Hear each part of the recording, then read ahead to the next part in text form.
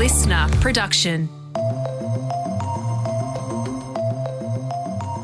Hello, Sasha Barber-Gatt with you. Welcome to The Briefing. Dozens of people were killed this week in Lebanon in two separate attacks that were unlike anything the world has seen so far in warfare. While questions remain about who planned the mass detonation of pagers and walkie-talkies and how they did it, it sparked other questions too. Like, is this what we can expect from modern warfare? It's certainly an act of terrorism. When you look at the numbers of people who've been killed in these two attacks so far, many of the people who've been attacked are not warriors. They're just ordinary civilians or children who have been close to the victims. That's coming up in the second half of this episode. First, though, it's time for the headlines with Chris Spyrou. Today's Friday, September 20. Morning, Sash. We start today in the Middle East, where the head of Hezbollah has given a televised address promising retaliation against Israel. And that comes after thousands of communication devices exploded across Lebanon this week. Hassan Nasrallah described the deadly attacks as unprecedented and could be treated as a declaration of war. The latest update from Lebanon's health ministry places the death count at 37, with 3,000 others wounded. Israel has not directly commented on the attacks, but as Nasrallah's broadcast was aired, deafening sonic booms from Israeli jets were created over Beirut. And this comes as the IDF promises to continue military action against Hezbollah, saying it had struck dozens of targets in southern Lebanon overnight. The Defence Ministry also confirmed 2 soldiers were killed in the country's north on Thursday after Hezbollah's cross-border strikes. So in relation to the pager attacks, which we do talk about in today's deep dive, but something that's happened just overnight is that human rights experts have condemned these particular attacks that saw pagers and walkie-talkies detonate, referring to them as booby traps disguised, which is actually in breach of humanitarian international law. So they said it's a war crime to commit violence intended to spread terror among civilians, Chris. And we've also heard from the Japanese manufacturer of the walkie-talkies, and they've distanced themselves from these attacks. Even though their logo was seen on the devices, they said they've discontinued the devices a decade ago. So this makes this even a little more trickier, which is something that Dr Keith Suter talks about in today's deep dive. And he refers to this as a psychological shift in the war. So it's this defining moment where it appears Israel is getting into the minds of its enemies. And back home now, the Greens leader has defended his party's position on Labor's housing policy, insisting the government come to the table and negotiate. We'd rather work with the government, pass some legislation, fix up some of the problems in the legislation, but it's got to sit side by side with other measures that'll really tackle the housing crisis. And for us, it's a freeze and cap on rents, it's reining in the tax breaks, and it's building more public housing. That was Adam Bandt there speaking on the ABC last night. So the Greens are in opposition to Labor's Help to Buy shared equity scheme and its Build to Rent scheme, which would incentivise the construction of rentals through tax concessions. As a result, the bills have passed the lower house but are being blocked in the Senate by the Greens. So what happens now? Well, Anthony Albanese has promised to bring the legislation back in October. So that means there's still the chance the Greens will just fold and vote it through, or that Labor will negotiate on the bills to include the wishes of the Green, which we heard Adam Bandt say at the top of this story. Either way, housing is going to form an absolutely massive part of all the major parties' election platforms as we get ever closer to the vote next year. Something that also happened in federal politics overnight, a new paper has looked at what the coalition's nuclear energy plan would cost us in our bills. Cast your mind back a couple of months, this was the biggest news, and it's kind of faded off into the distance because there were a lot of questions when they came out with this plan, mainly around how much it was going to cost not only the taxpayer for these stations to be built, but then how much was it going to cost us in our bills? A new paper thinks it's figured it out, right? So according to the Institute for Energy Economics and Financial Analysis, adding nuclear to Australia's energy mix would add $665 a year to the average energy bill. And the quote from the report says the cost of electricity generated from nuclear plants would likely be 1.5 to 3.8 times the current cost of electricity generation in Eastern Australia. So I'm sure the coalition's going to come out and say that these figures can't be relied upon, but this was using CSIRO data to come up with these numbers. So, it's the leading science agency in Australia. Speaking of numbers, Australia has passed a population milestone. We are now home to over 27 million people, Sasha. Woo. The Bureau of Statistics says we hit the number back at the end of March with an extra 1 million people added in less than 2 years thanks to a post-pandemic migration boom. Overseas migration made up 83% of the past year's population growth, while Australia's fertility rate, so that's the number of children a woman is expected to have over her lifetime, is sitting at a historic low of 1.6, Sash. 83% overseas migration is a huge number. It's also worth noting our births declined 1.7% on last year. And we've had this conversation on the podcast before around why young people are choosing to either delay or not have kids at all. Climate change, financial reasons, wanting to just enjoy their lives, acknowledging how hard it is to raise kids. Like, we're definitely shifting in our perspective as a society about having children and what that means to us. And even people who do choose to have kids might only be able to have one because that's all that they can afford. We're not the only developed nation struggling with the birth rate, though. Italy brought in a National Fertility Day back in 2016. I couldn't find whether they still had it because there was a lot of backlash. Basically, it's supposed to happen this weekend, September 22. It's supposed to encourage the people of Italy to get busy and make babies. Russia, though, now this is recent. Vladimir Putin has just come out to encourage people to have sex on their lunch breaks to help increase the number of babies being born in the country. Now, its birth rate sits at 1.5, so that's less than Australia's. The war in Ukraine, of course, hasn't helped that, but similar issues to what we have here where it's, expensive and people are worried about the future. Putin stressed that boosting the birth rate is, quote, of the highest national priority. Interesting, given what else is going on over there. But yeah, Australia's not alone in this. But thanks to migration, we are still able to ensure that we have skilled migrants coming over and we've got, we're moving forward. Because otherwise, if we were just relying on our own birth rate, we'd be pretty stagnant.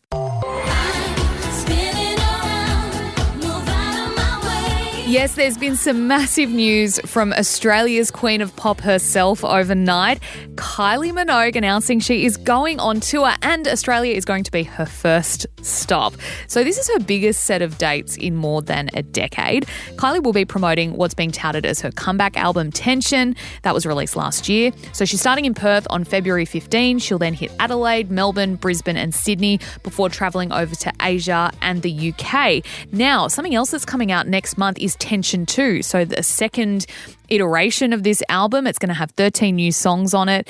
And really interesting with Kylie and why I think this tour might get quite a bit of attention is that, she has always been, in the early 2000s, she was a very popular pop artist, but her popularity was sustained over the years, I think, through the queer community. She is an absolute icon. But then Padam Padam was released last year. Now that saw her crack a younger market. It became a TikTok trending song. And so she's got this new legion of fans. She's kind of having a bit of a renaissance. It's really cool.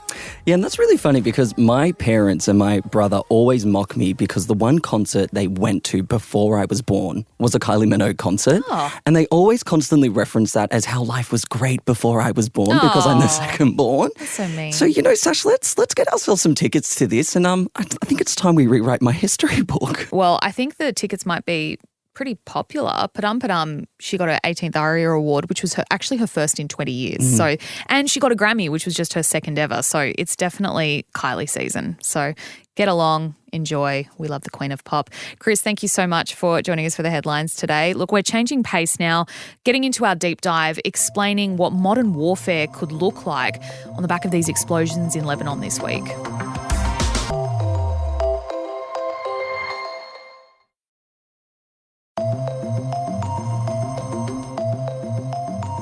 Hey, Chris Spyrou here.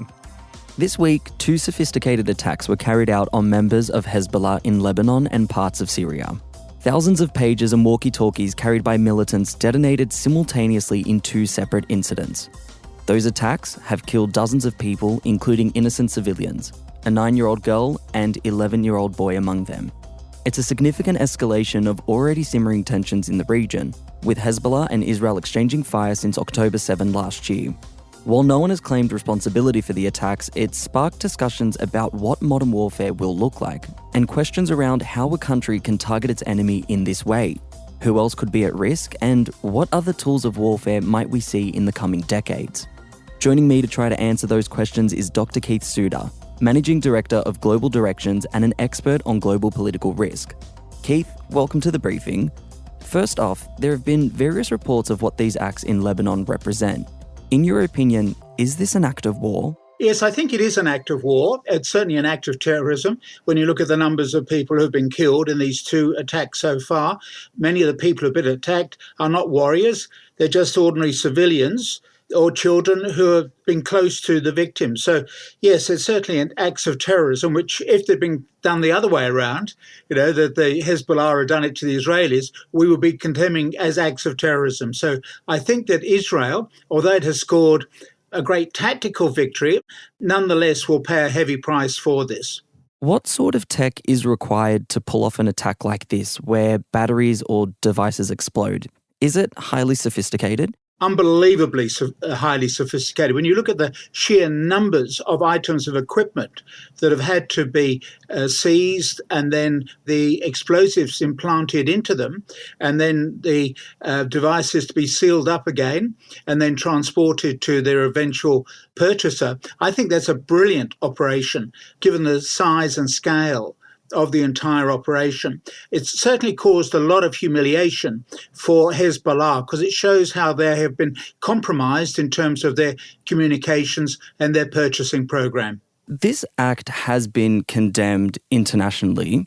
Is part of the issue with this that it's so indiscriminate and can hurt people unintentionally, as it did in this case? I think there are two reasons why there's been criticism. One is that, as you say, it was indiscriminate because you've got no idea who's actually going to be holding one of these devices, the walkie-talkie or the messenger pages. So it could have been children, and we know that some children have been injured this way. Also, the Iranian ambassador to Lebanon, clearly a civilian person.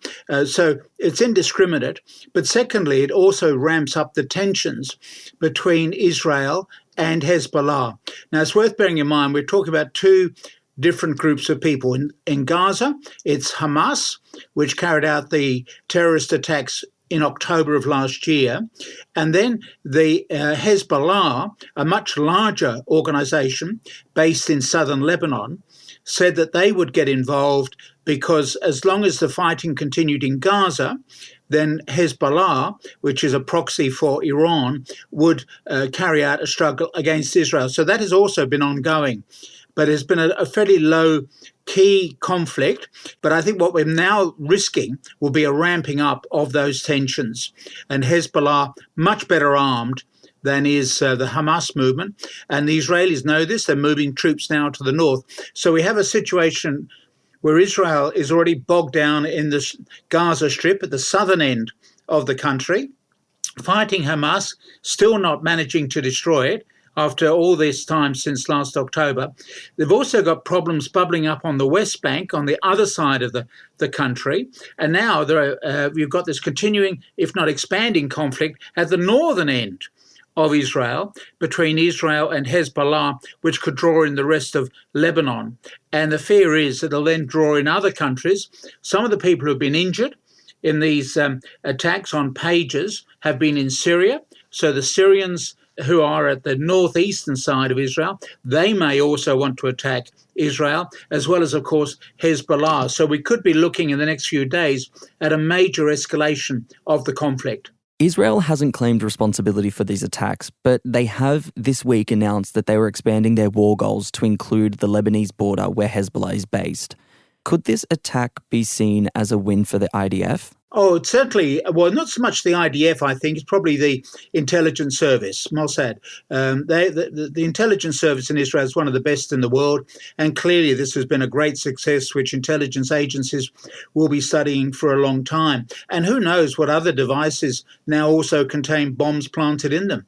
There's, I think, a lot of edginess amongst a lot of people in terms of whether or not they've got similar communications devices and whether they also will explode. So the problem is it may trigger off later reactions against Israel. We saw that a few hours ago when a resolution proposed by Palestine, which is now treated not quite as a full member state of the UN, but it certainly has the right now to propose resolutions.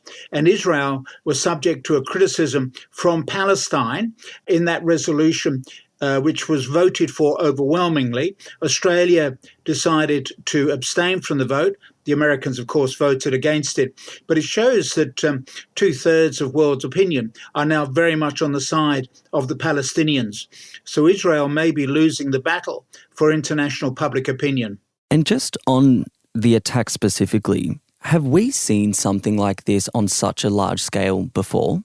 In terms of pager devices and phones, etc., no, this is completely new, a whole new way of doing it. Normally, you'd get a very large operation like the 9/11 attack in 2001, whereby on September 11, you had those planes flown into the American buildings.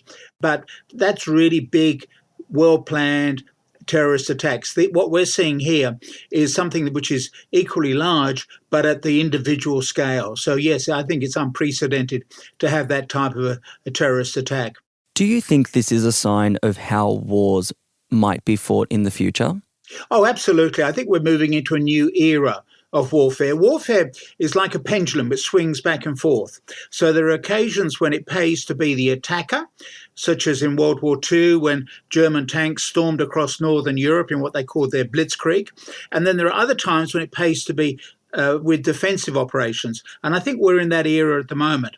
And so as long as you're simply defending your own territory, you're able to carry out good attacks. We see that with Ukraine versus Russia, that Ukraine has been able to ward off the Russians, but cannot itself muster enough force to defeat Russia in any major way, and Russia can't defeat Ukraine in any major way. And we're seeing it also with this struggle surrounding the Israeli borders. The Hamas continue to struggle in the Gaza Strip, and Hezbollah will now, no doubt, carry out retaliatory raids, but they're not going to be able to invade and sweep across all of Israel, but they will certainly make life very difficult for the Israelis. It's sometimes called the war of the flea. In other words, it's an irritant for you. It's not something that will result in your being overthrown any more than the 9/11 attack in 2001 would have overthrown the American government. But what it does do is to show weaknesses within the government that you've just attacked, and it's an irritation. So at the moment, the Israelis have scored a great victory by irritating Hezbollah. My guess is that Hezbollah will be working out how to do something similar against Israel.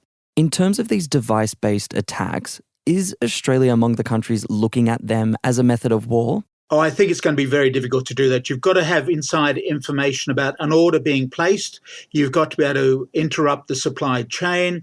You've then got to be able to implant all those devices, explosive devices, inside each one, and then screw the back of the machine on or whatever it is, and then put it back into the supply chain and then send it on to the eventual customer. That is an incredibly intricate job to do. I don't think Australia would be tempted to try to do that on a large scale. Maybe we might think about it and just trying to get rid of individuals. At the moment, we're lucky. We're not at war with anybody. We're in a fortunate position, and it's worth bearing in mind that Australia is in the quietest corner of the globe. I know that we get some politicians who are worrying about an invasion of people coming into this country, etc. But we're surrounded by a giant moat, and much of our coastline is very formidable to attack. It's just cliffs. Not every part of Australia looks like Bondi Beach, where you just simply wade ashore through the sand. So Australia is in a very strong position from any sort of sea-based invasion. What other tools might we see coming into future wars? I think we will see greater use of drone warfare. And then, of course, the next one down would be autonomous weapons, where the weapons will make their own decisions about whom they will kill and who they'll blow up. So this is autonomous warfare, moving into perhaps robots fighting each other. The people who are best on all of this are the Hollywood movie makers. They've already taken us into the future in terms of some of their movies. And so watching some of those movies give us an idea about what we might encounter in real life in the years to come. How much more lethal or destructive might future wars be with these technologies that you've just described? Oh, it could certainly become much more lethal. And of course, if we're talking about warfare, we must not overlook nuclear weapons. They still exist. And there's always the risk of a nuclear accident. Nuclear weapons cannot be disinvented. It's a bit like the crossbow, which was invented 1,000 years ago. That was a major killer until more superior forms of killing came along. Similar with nuclear weapons. That's a major form of killing until we get an even more dangerous set of equipment. I'm not sure what that would be. So there's always the risk of nuclear war, and we still have enough nuclear weapons in the world to blow up pretty well everybody who lives on this earth. The earth itself won't be destroyed, just the surface life, which will be human life. And what is worrying is that you've now got a form of nuclear terrorism developing. For example, North Korea is now a nuclear weapon state, which means that you can't invade North Korea for fear of nuclear retaliation. That will set up its own chain reaction with Japan and South Korea, and maybe perhaps even reopen a debate in Australia whether we should go ahead after all and acquire nuclear weapons. So the world is becoming a more dangerous place, certainly because of more countries acquiring nuclear weapons, and also the development of information technology being applied to warfare. I'm sorry I can't be more optimistic. Keith, thank you so much for joining us on The Briefing. Thank you. That was Dr. Keith Suter, Managing Director of Global Directions there. Thanks for listening to this episode of The Briefing. That's it for now. Before you go though, we'd love if you could share this episode with someone you think might be eager to hear it. And if you want to keep up with our other content, you can check us out on Instagram at The Briefing Podcast and on TikTok and YouTube. Just search Listener Newsroom. And we'll be back in your feed with another ep this afternoon from 3. I'm Chris Spyrou. Catch you next time.